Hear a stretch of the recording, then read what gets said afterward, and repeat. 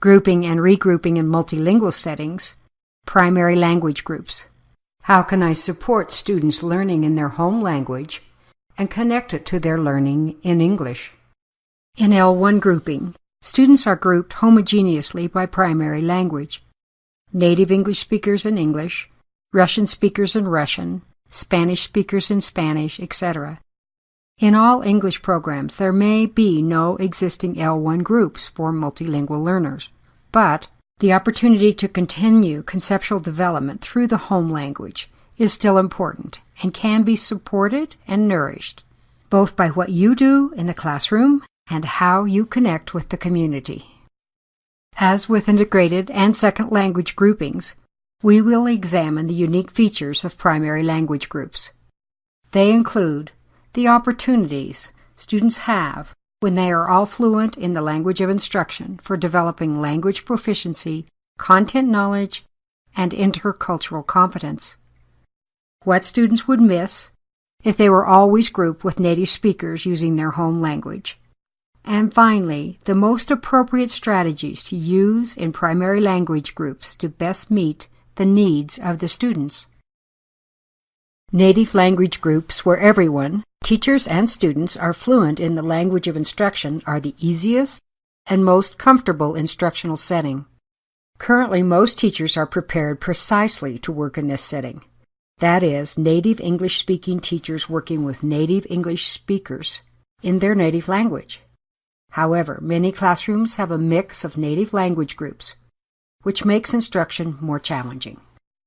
When students work in their home language, they can most readily access and deepen their conceptual understandings and background knowledge, and more easily connect background experiences to the content of the curriculum. Additionally, it is more likely that when teachers and students share a common language, they also share certain cultural understandings and experiences. Teachers can employ a wide variety of strategies to help students tap into their L1 to build understanding of academic content. You might think that primary or home language groups are ideal for both the teacher and the students. But if bilingualism is desirable for all students, then spending time only in the home language can also have negative consequences. For one, it will result in students remaining monolingual speakers of their home language. This is the case for most native English speakers in the U.S., who typically do not receive opportunities on a regular basis to be exposed to or become fluent in a language other than English. In addition, if students are always working in their first or home language with other first language speakers, they likely won't have many opportunities to interact with and learn from students who come from different cultural backgrounds. The Explore Activity 2 article, Information on Primary Language, goes into detail regarding the nature of home language groups in languages other than English. Teachers working with these groups have a lot of flexibility in their choice of strategies and materials. The focus should be on higher levels of abstraction and deepening students' understanding. We provide native English speakers primary or home language instruction nearly all of the time in either integrated or homogeneous groups. Bilingual learners rarely get to engage in L1 groups in school, with the exception of those in bilingual programs. But all bilingual learners can benefit from the opportunity of going deep into the concepts, even if just briefly, either in school or at home. Native language grouping for languages other than English is possible by creative planning and will increase students' potential for academic success. Creating a home language opportunity can be as simple as allowing students to turn and talk in their home language in integrated group discussions.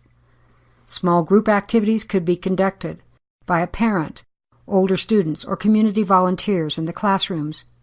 This could be reading stories aloud or sharing information about the topic of instruction. Many school districts have what are often called native language tutors, especially at the secondary level, to help students with their content studies. It is important that they know their job is conceptual development and not just getting a homework assignment completed. Another way to support primary language conceptual development is to have resources in languages other than English in your classroom. Resources are available even if you don't speak the languages of your students.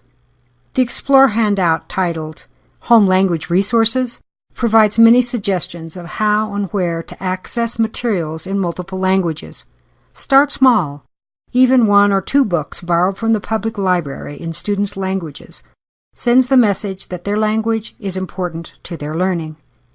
Make sure all the students, including English speakers, get the message that being bilingual is a gift, and celebrate the use of languages other than English in and out of school. Your students' families are your allies in assuring their success in school. Reach out with the message that they should engage with their children in their strongest language. Anytime you find a resource, share it with them. Ask them to help you identify websites, books, and information on their home culture. In the Make It Work week, you will have a chance to find or create resources to use with families. As you try things out, pay attention to how students respond, both academically, but also effectively. If you set the tone of celebration, students and their families will follow your lead.